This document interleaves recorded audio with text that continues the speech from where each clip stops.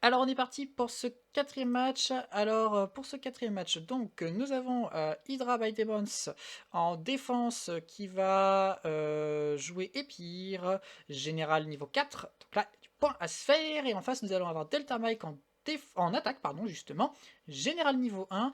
Et celui-ci va jouer Couche. Je vous souhaite à tous un très bon match. On est reparti. C'est reparti donc pour le match, quatrième match de ce tournoi. Alors bon, comme vous voyez, il y a encore du couche. Bon bah couche à la cote, hein. Bon après c'est une très très bonne faction, donc on comprend qu'elle ça joue en multijoueur. Et il faut pas oublier que j'impose des roulements dans mes tournois. Le problème c'est que vu que je change de joueur à chaque fois, bah ils ont pas forcément, vu qu'ils n'ont pas forcément joué la culture couche, qui est Royaumes Arabes selon le classement de Creative Assembly, eh ben, on n'a pas forcément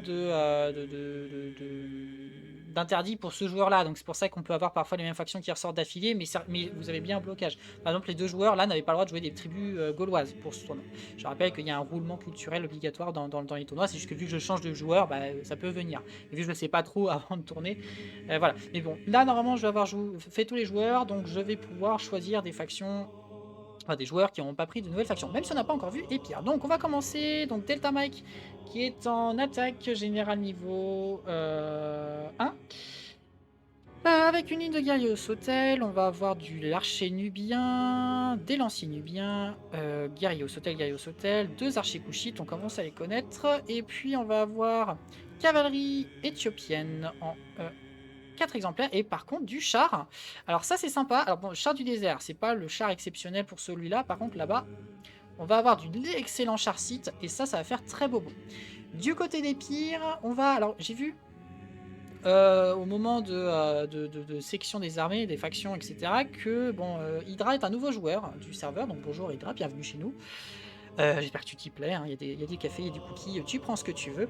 Et donc c'est un nouveau joueur, donc c'est assez intéressant, voilà, d'avoir du sang neuf, hein. N'hésitez pas à nous rejoindre pour participer à nos tournois aussi. Et ce qui est intéressant du coup, c'est qu'on a vraiment un truc assez étrange que j'ai rarement vu. Alors actuellement, Hydra est deuxième, enfin, il y a deux personnes qui sont à plus 5 dans le tournoi, et lui il est à plus 4. Donc bon, il a quand même quelques victoires à son actif. Et chose assez intéressante, c'est qu'on va avoir du piqué avec du Lopit en ligne principale. Alors j'avais déjà vu ça, mais pas sous cette configuration, en donnant un léger angle à ses troupes. On verra ce que ça donne.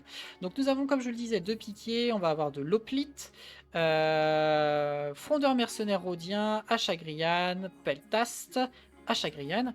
Nous allons avoir des Peltastes royaux en 3 exemplaires, unité en relais syrienne x2, on va avoir du Bretteur italique, général en peltastes royaux, et puis sur les flancs, nous allons avoir une cavalerie thessalienne toute seule, et par contre, nous allons avoir cavalerie tirailleur en 2 exemplaires et cavalerie civile. Alors, ce qui va être assez intéressant dans ce match, ça va être les chars. C'est cool d'avoir un petit peu de modification quand même. Alors là, le problème, et je pense que Delta s'en mord les doigts, c'est qu'on a de la cavalerie tarentine, donc forcément de la cavalerie de tir. Ça peut être plutôt dangereux pour les chars, mais ces chars-là peuvent être absolument dévastateurs en fin de game. D'autant plus qu'on a quand même pas full tireur. En gros, on a un frondeur mercenaire rhodien et puis on a des Achagrian, donc très peu d'unités de tir. Mais n'oublions pas les peltastes royaux et leurs javelots précurseurs. Donc on va voir comment ça va se dérouler. Et puis nous avons donc l'avancée de notre joueur couche. De notre joueur couche.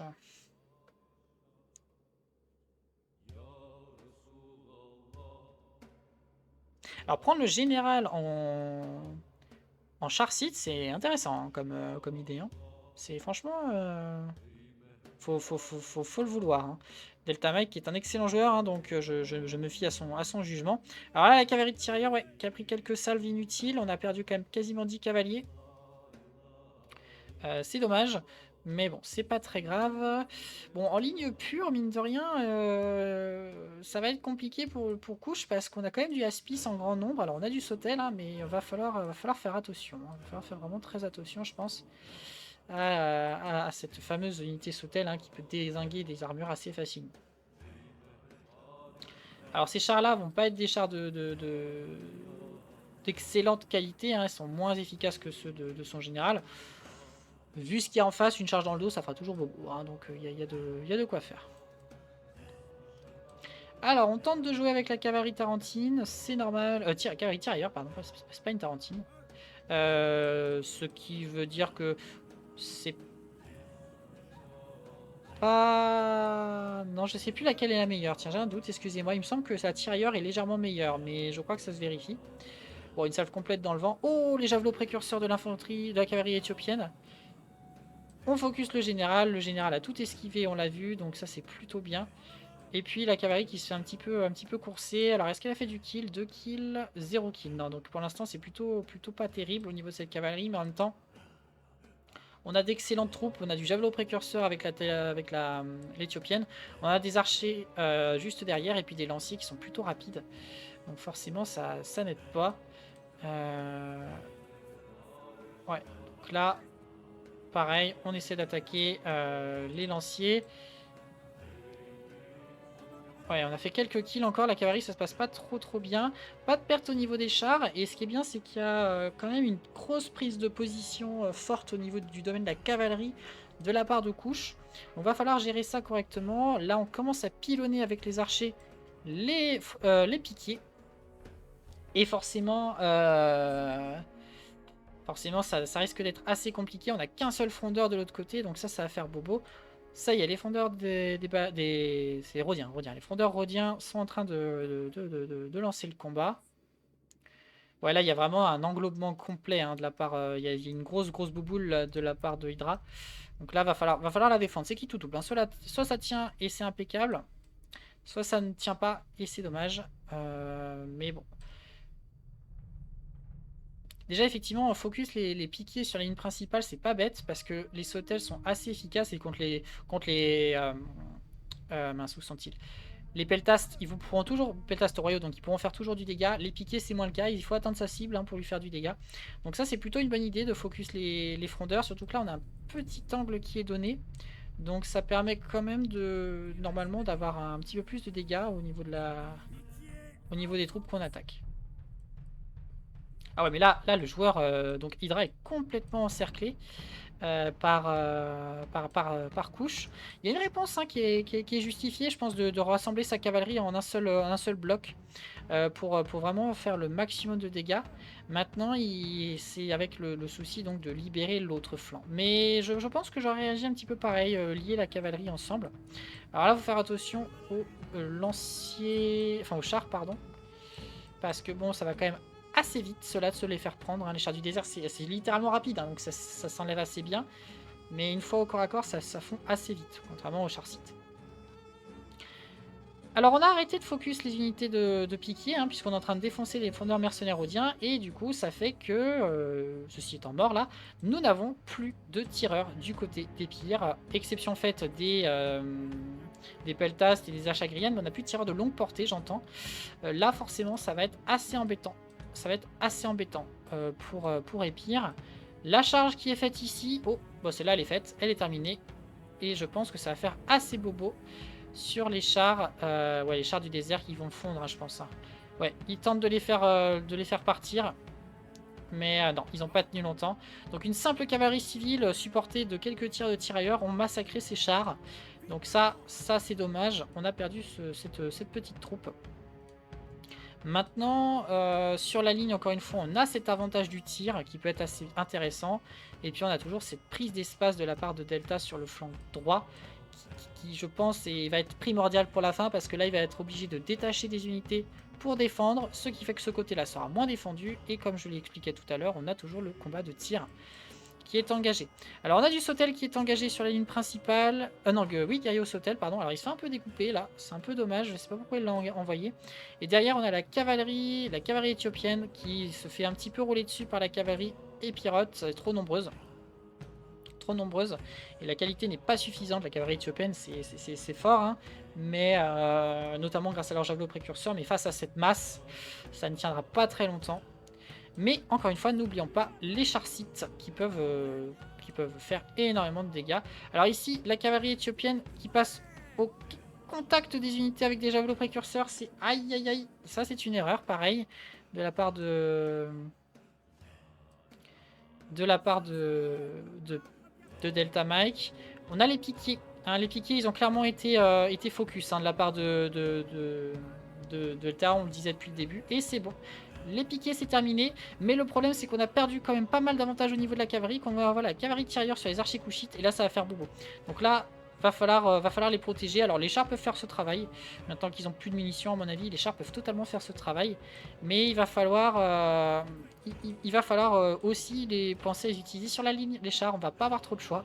Donc il va falloir regarder. Alors comment ça se passe au niveau de la ligne principale? Bah, on va avoir du Hoplite contre du Sertel, hein. Donc là, ça va faire assez mal. Mais les peltastes royaux sur les flancs, ils vont faire énormément de dégâts. Donc il va vraiment falloir utiliser les chars assez rapidement. La cavalerie a fui. Ah, bah, elle s'est fait pilonner la gueule. Je pense que c'est la raison qui explique ce départ. Mais là, le char, il faut l'engager. Il faut l'engager parce que sinon, ça va être trop complexe. Ouais, alors là, bon, on a gagné complètement le flanc gauche pour Delta Mike. La balance penche légèrement en sa faveur. Mais le problème, c'est que il y a encore de la spice. Du peltaste royaux, pardon. Donc on crie pas victoire. Il y a encore un peltaste royaux full life ici. Après, là, franchement, là, faut envoyer le char. Là, faut envoyer le char. Là, vous ferez quelque chose comme ça. Et hop, et puis si on est un peu plus réticent comme ça. Mais là, il faut envoyer le char. En fait, il faut libérer les troupes assez rapidement. Parce que Épire, là, il peut encore faire beaucoup de dégâts. Les deux guerriers au sautel, si on les sauve pas, ils vont mourir. Et ceux-là, ils sont primordiaux pour la suite du combat parce qu'on a encore du peltaste royaux quasi full life ici. Notre peltaste royaux très bonne santé ici aussi. Là, ces chars-là, ils doivent être utilisés. Je pense que leur inactivité va poser problème. Alors bon, ouais, à la limite. Alors là, ils ont chargé de face. Bon, et le levier de bouclier a été trop tardif. Donc là, ils peuvent faire du dégât. Il faut pas les laisser au corps à corps, c'est du peltaste. Allez, faut avancer. Ouais, ils chargent dans l'autre. Alors là, ils étaient en mouvement, donc ça fait quand même pas mal de dégâts. Ils ont pas pareil, pas levé de bouclier, ils ont pas eu le temps de le faire. Là, c'est au char de briller. C'est au char de briller, on va voir parce que c'est très cher, hein. C'est 1400 balles, donc forcément il y a de l'argent qui a été mis là-dedans. Il faut que ce soit rentable. Alors ici on a une charge qui est pas mal faite, qui permet de faire fuir ce mec-là. Et puis on va avoir là les peltastes royaux ici qui vont pas tarder à décaler aussi. Ouais, on a deux blocs distincts de combat, hein. Ici, qui est plutôt gagné par Pépouze, pardon, par Delta Mike, par Épire. Et non, inversement, bon sang, qu'est-ce que je dis? Ici, plutôt gagné par Delta Mike, qui joue couche. Et ici, c'est l'inverse, plutôt joué et gagné par Hydra. On a perdu quelques chars sites.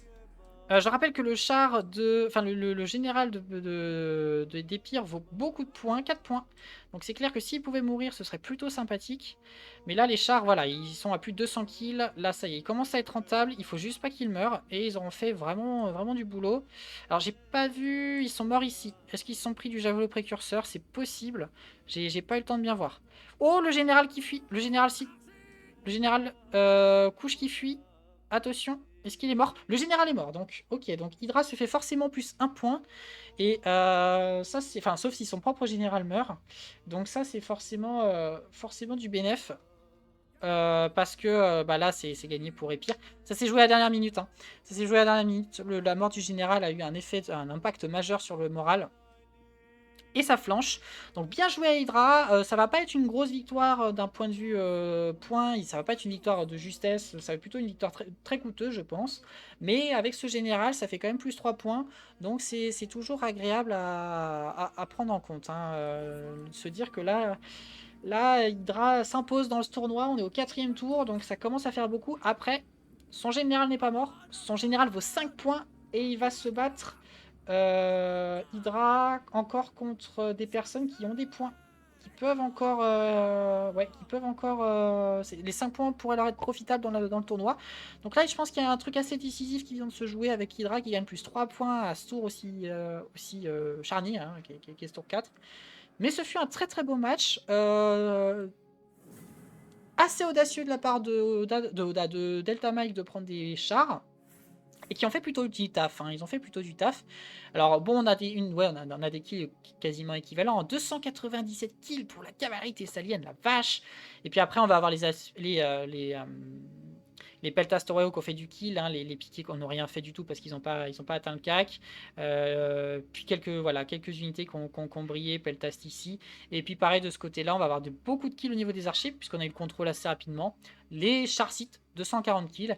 Et puis les Sautels qui ont pas mal bien taffé, mais le problème, évidemment, c'est que eh bien, ils n'ont pas pu tenir contre les Peltastoreo qui ont été trop nombreux, trop puissants aussi par rapport à eux peut-être. Et finalement, Hydra s'en sort avec une belle victoire. Alors, terminé pour ce 4e match donc. Alors pour ce qui est des scores, donc Hydra s'en sort avec une victoire très coûteuse +2, il a tué le général de Delta Mike finalement, donc ça fait +3, il était à +4, il passe à +7. En face, Delta Mike était à +2, défaite honorable -1, il passe à +1. Pour ce qui est des autres matchs, alors Antoine en attaque a eu une défaite honorable avec son général qui meurt, il était à +0, il passe à -1. De son côté, Pépouze remonte un petit peu là, hein, puisqu'il était à -2, mais +2 pour avoir tué le général de Antoine et +2 pour sa victoire très coûteuse. Il passe à +2, donc il retourne dans le positif. Et pour le dernier match, Maximus était à +5, mais il a reçu une défaite décisive infligée par Nvigi, donc il passe à +2 seulement. Et Nvigi, par contre, qui remonte aussi en faisant une victoire décisive, donc +4, il était à +2, il passe à +6, ce qui fait qu'il le place en 2e position alors qu'on est au round 4, juste derrière Hydra.